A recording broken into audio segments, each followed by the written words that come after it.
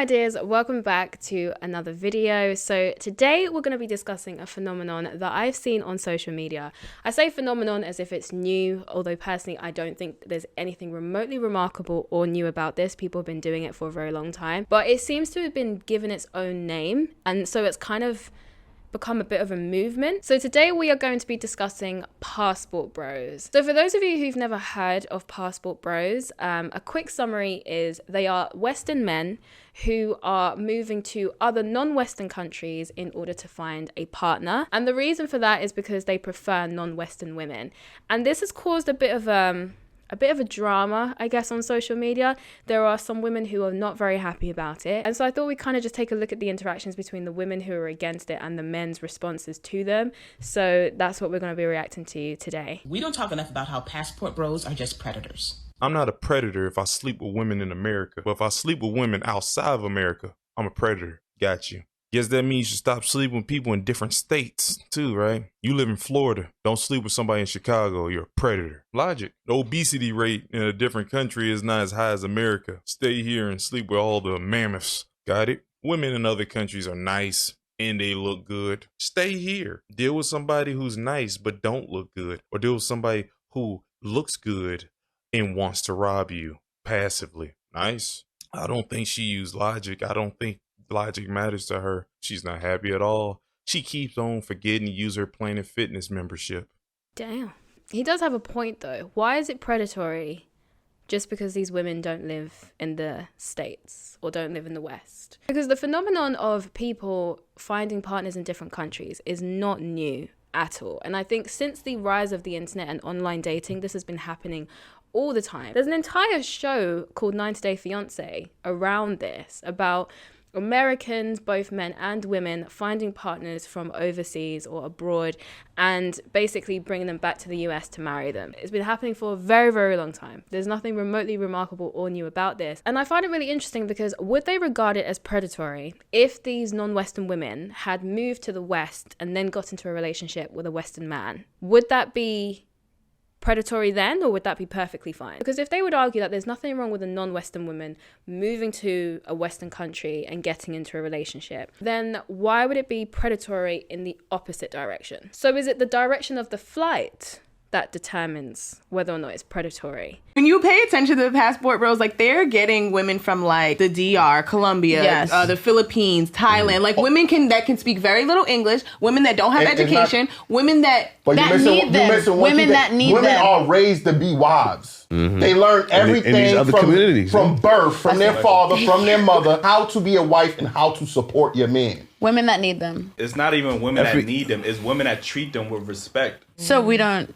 Y'all know y'all don't. Stop, Stop yourself. That's not true. I mean, there's no need for that, right? There's no need to crap on women in other countries just to make yourself feel better about the reason why these men are choosing them over you. To assume that they speak very little English, to assume that they are uneducated, to assume that they're all of these things. When you've never been to these countries, you don't know how they live. Like, it's so ridiculous. Like, most places, except for English speaking countries, can speak multiple languages, English being one of them. This assumption that they wouldn't be able to speak English, I don't know why you'd assume that, considering English is taught in a lot of countries as a language that they have to learn. So I don't know.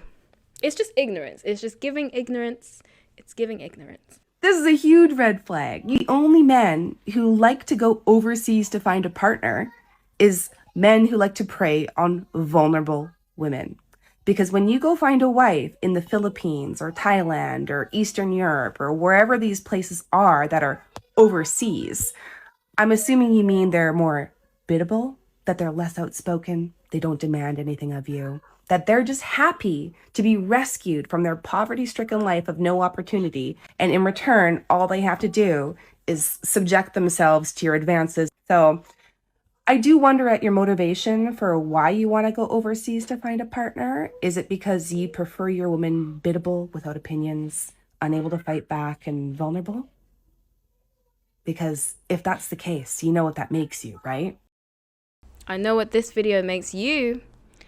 bitter. Maybe I find it extra triggering because I was born in Africa, and it's just so insulting because they have this superiority complex. They just assume that everyone in these countries lives like the charity adverts that they see on television, and it's just like, pull your head out of your ass, please. Okay, Western women are not the only ones who are educated, who are able to have their own opinions and speak their minds. But the one thing that these non-Western women do have that the Western women, according to these men, don't have is the ability to still have their own opinions, still be educated, while still maintaining the ability to be respectful, while still maintaining the ability to be cooperative with their partner. It seems as though, based on what these men are saying, they're saying that they find that these women are better wives. They're raised better to be a lot less, well, basically like that woman in that video. I mean, personally, if I was a man looking for a woman and that is all my country had to offer me, I would buy a one-way ticket as well. I mean, I'm sorry, I don't mean to be rude, but the way she spoke about these women and their countries was so disrespectful and so out of line. And I just, can you blame the men for not wanting to come home to that every day after work? I personally don't. Problem with passport bros. So I was thinking about this. Why do they care? Why do they care that men are going their own way and finding women in foreign countries? Why are they so upset? Why do they call them dusty and useless and then get mad that they're leaving? They don't want them, but they don't want them to leave. And why are they making these videos? To tell us how they don't care. And it finally struck me. The video is not for the passport boys. The videos are for their orbiters, the friend zone men. They want to make sure they don't get this idea in their head that they can go somewhere else, that there are other women available to them if they just leave the country. They need these men to stay in their orbit, to keep validating them. That is what they're terrified, is they will lose the influence they have amongst the few men who still put up with them. I mean, that is an interesting theory. I don't personally think that they are saying the things that they're saying because they are trying to get the men in their friend zone to not get this idea. Because typically if a guy's in the friend zone, it's because she's not attracted to him. That's the only way a man ends up in the friend zone is if the woman is not attracted to him. And unless something suddenly changes that makes him more attractive, he's likely going to remain in that friend zone. But I think that the reason why the women are doing this is because as much as they want to pretend they don't care, and as much as they want to pretend that they think that these men are beneath them, and therefore that's why they're going to women who they deem as beneath them. And I can only assume that these women think that non-Western women are inferior, considering so far they've called them poverty-stricken, uneducated, and desperate for opportunities. So I actually think that their behavior is pretty standard behavior when it comes to women and how they try to manipulate the dating market. Women often use shame to try and manipulate the sexual market, because in order for them to be successful at finding a partner, sometimes you might need to, cheat a little bit. And so that's when shame comes into play. You'll see this all the time happening with other situations. So for example, there are women who get very upset with older men who are not attracted to older women. They'll shame them and call them predators. It's always predators. That's always the go-to. They'll call them predators, etc. Now, while personally, I also think that people are better off dating within their own age range, I don't think it's predatory for a young adult woman to consent to a relationship with an older man. To imply that it's predatory is a bit of an overreach. But of course, the women who typically do this shaming are typically older women themselves. They shame the older men for dating the younger women. And they do this because if the older men are going after the younger women, then they're not going after them. And that's a problem because they also want partners as well. This happens a lot with Leonardo DiCaprio. Leonardo DiCaprio is constantly being shamed for dating 20-something-year-old models and stuff. And I remember seeing someone on Twitter tweeted something like, it's interesting how these women will say that these women are too young to date Leonardo DiCaprio, but they wouldn't say anything if these same women decided to open an OnlyFans. So they think they're old enough to have an OnlyFans, but not old enough to consent to a relationship with an older guy. It makes perfect sense why that double standard exists. Because if a woman chooses to go on OnlyFans, she becomes no threat to them if she chooses to go on OnlyFans. Because as I said in my last video, most guys don't want to date a woman who's been on OnlyFans or who is currently on OnlyFans, but they have a lot more of an interest in shaming the older guys dating younger women, because that does impact them, because it reduces their dating pool options if some of the men who would typically be in their dating pool are choosing to go to other women instead. And that is all we're seeing here. Again, we're just seeing another example of women using shame to try and manipulate the sexual marketplace. They're seeing that the men in their home countries would prefer to be with women from other parts of the world than them. And that's a problem, because if you've got men from your country flying and jetting off to other places, that means your dating pool is fleeing. So of course you have to step in, and what do?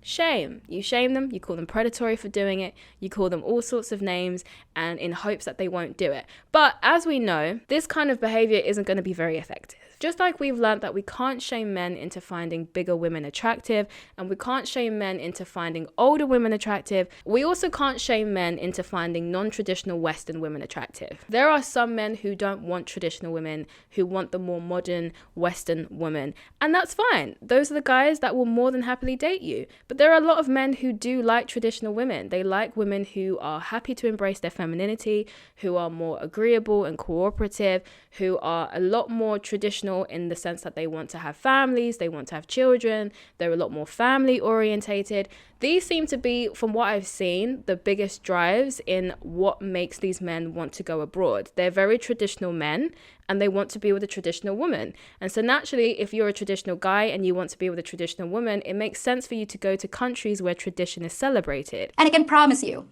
we Asian women are happy to have your men and offer them everything they've been looking for. And you attack us Asian women too. You call us poor, uneducated, submissive, desperate women who are happy with your table scraps and rejects. But if you truly believe we were getting your leftovers, the men you don't want anyway, then why do you sound so angry and defensive about it and try to shame men for finding happiness here? And what you call submissive is what we call being agreeable. Do I look uneducated, submissive, and desperate to you? Well, guess what? There are millions more like me over here, just waiting to have a shot at making your men happy. I mean, she got a point. You tell him. Tell him! And I agree with her 100%. I think it's so ignorant to assume that just because these women live in non-Western countries that aren't as rich as places like the US or the UK or whatever, that they are automatically uneducated, automatically weak, automatically can't think for themselves, and just are these basically like victims essentially that are being preyed upon by men is just so ignorant, complete and utter ignorance. And I just think it's disrespectful. And so I'm glad that one of the women has actually said it, because it was annoying me too. The way I see it is like this. People migrate to different parts of the world all the time for different reasons, whether it's because there are better job prospects over there, whether it's because they prefer the culture over there, and also sometimes because they prefer the men or the women there. And I don't see why that's such a big deal, because women do this too. Like I said, 90 Day Fiance, you see women doing the exact same thing, women finding partners from across the world. And so both of the sexes do this. The only reason why it's such a big deal when men do it is because women handle rejection very differently to men. Men just kind of take it on the chin. Women will start entire movements. When a woman discovers that she is not a man's preference, it cuts her deep, you know? She's more likely to be like, "How dare you? You have stolen my dreams." And we see this all the time with standards as well. When women set their standards and say they only want to date tall men, or they only want to date guys who are successful, it's just, yes, queen, don't settle for less. But if a man dared to say that he just wants a woman who's slim, he's a misogynist, he's fatphobic, he's a misogynist, he needs to die. We handle rejection differently, what can I say? But ultimately, at the end of the day, personally, I see absolutely nothing wrong with passport bros.